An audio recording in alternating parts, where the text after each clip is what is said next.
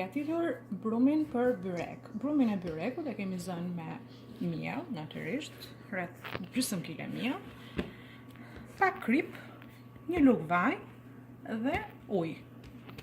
Dhe është bërë kjo masë brumi, e cila po ta shtypësh është elastike, domethënë është ka arritur në formën që duhet. Pasi e kemi përgatitur brumin në këtë formë, do ta ndajmë në kuleç të vegjël. Dhe do shohim se sa kuleç të na formohen.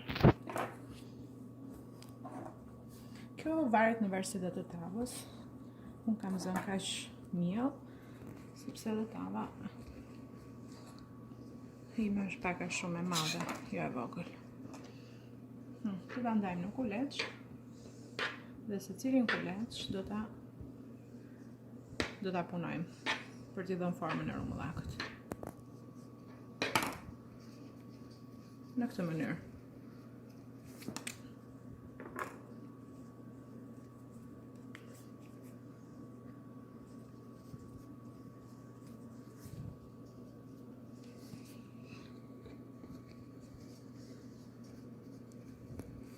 Kushojmë që është formuar pak i vogël.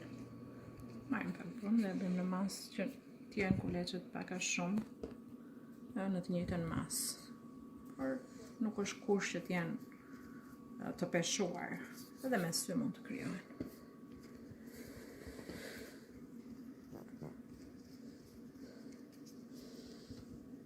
Të vazhdojmë t'i punojmë deri në fund.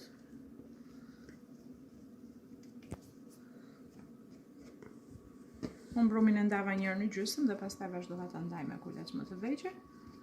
Pra, aq sa do na bëhen nga njëra masë, po kaq do na bëhen nga kaq kuleç do na bëhen nga gjysma tjetër që kemi pa përgatitur akoma. Dhe siç e shikojmë, jam bërë afërsisht 10 apo 11 kuleç. Që do thotë se edhe nga masa tjetër do të bëhen 10 kuleç të tjerë. Ne do t'i lëmë në këtë gjendje të mbuluar paksa me një pecet kuzhine për rreth 10 minuta dhe pas 10 minutash do vazhdojmë procesin. Kam pushuar 10 minuta të mbuluar, edhe shikoni, jam bërë elastik. Këtë e kemi lënë vetëm për efekt, për të bërë më të butë si brumë edhe për t'u hapur më kollaj. Këtu na kanë mbetur gjithsej 6 kuleç, por të tjerat kemi filluar t'i hapim pasi kemi lënë 10 minuta të pushojnë. Kemi filluar t'i hapim me niseshte. Pra vetëm duke i spërkatur me niseshte në të dyja krahat, edhe poshtë edhe lart. Unë i kam bërë treshe, thjesht për efekt kohë. Ju mund t'i bëni edhe dyshe ose një nga një, por nuk është e vështirë për t'i bërë edhe 3, në mënyrë të që ta bëni sa më shpejt. Gati, buretin. Dhe kemi kujdes që vazhdimisht këto, për të mos lënë që të ngjiten, t'i spërkasim me niseshte. Edhe po bëj dhe unë tani.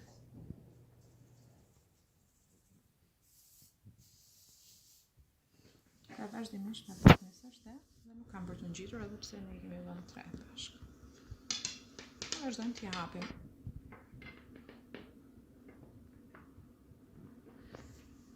Mundojmë t'i hapim anët dhe jo t'i mëshojmë shumë mezit, se ndryshe ato bëhen shumë të holla në mes dhe do t'rashen anë.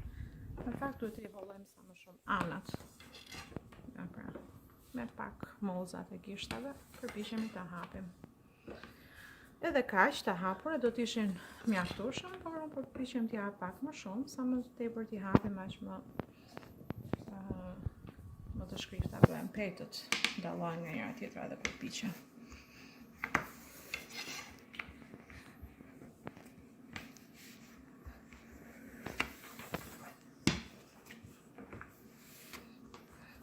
Në si e shikoni, nuk janë ngjitur. Pra, mund t'i hapim në njëra tjetra.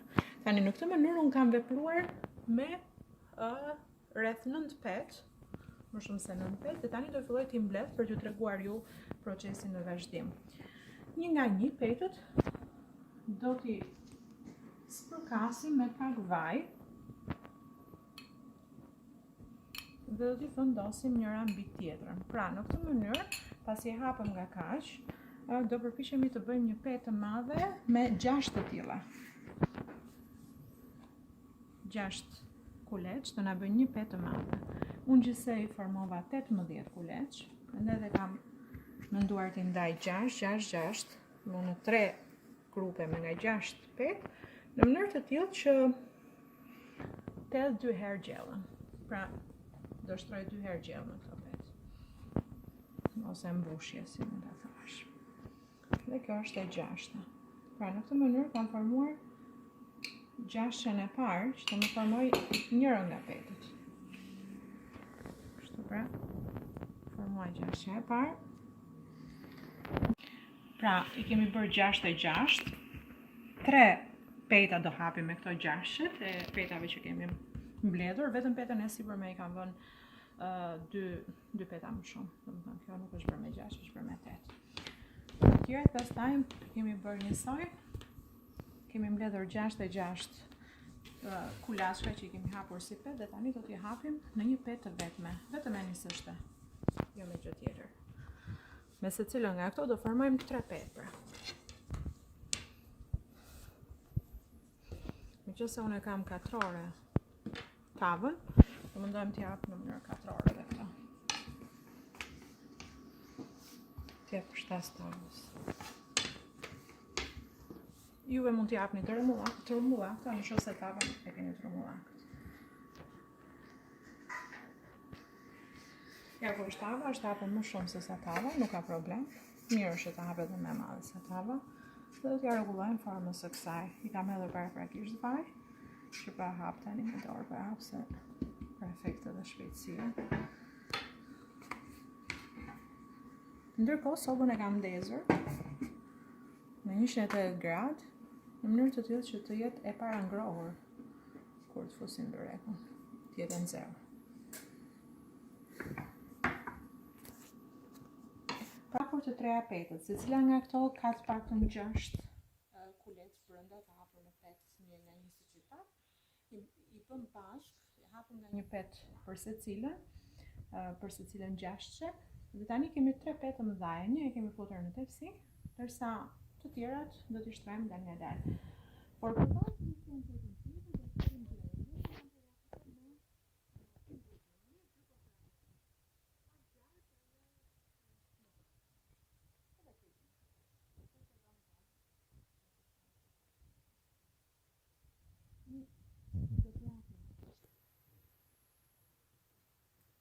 masën e gjellës në byrek, petën e parë.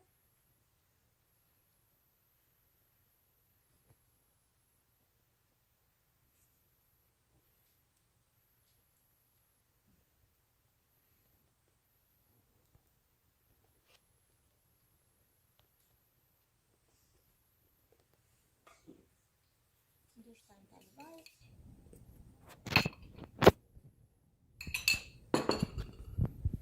Edhe pak gjallë.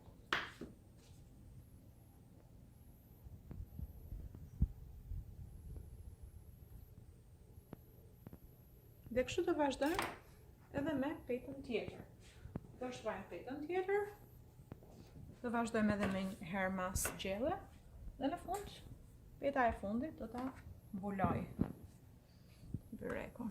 Ja ku kemi edhe petën e dytë, shtrojmë petën e dytë, dhe vazhdojmë në të njëjtën mënyrë. Kemi shtruar edhe petën e dytë, kemi edhe përsëri gjellën, masën e përgatitur, i kemi shtruar pak vaj, do të shtojmë pak gjallë. Në fakt edhe në masën e gjellës kishim pretur pak gjallë, se gjalpi dhe kungulli i timit shkojnë.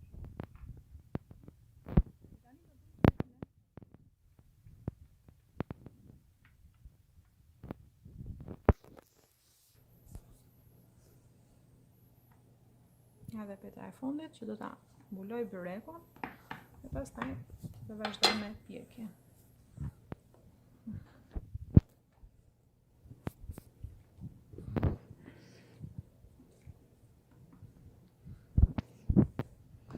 Do t'i mbyllim anët,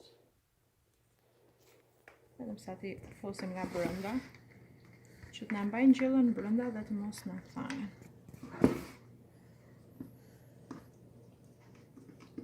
Letë fare, që mos na krijohen edhe shumë anë.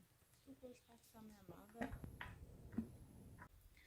Pra e kemi shtuar dhe petën e fundit, I kemi edhe vaj, në mënyrë tillë që të gjithë anët të kenë vaj dhe pak gjatë sipër me copa të vogla për ta bërë dhe më të shijshëm, po dhe për të dhënë ngjyrë.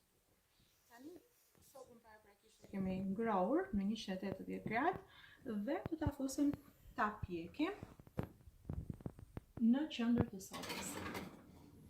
Për rreth 40 minuta breku do të jetë bërë gati. Po, është në rregull. Pas 40 minutash do të shohim rezultatin. Breku është pjekur, pas 40 minutash ai është plotësisht I pjekur dhe tani I kemi hedhur pak ujë sipër, e kemi spërkatur me pak ujë dhe do ta lëmë të mbuluar për 10 minuta, domethënë do ta presim për ta konsumuar, po jo për një herë. Dhe ju bëft mirë.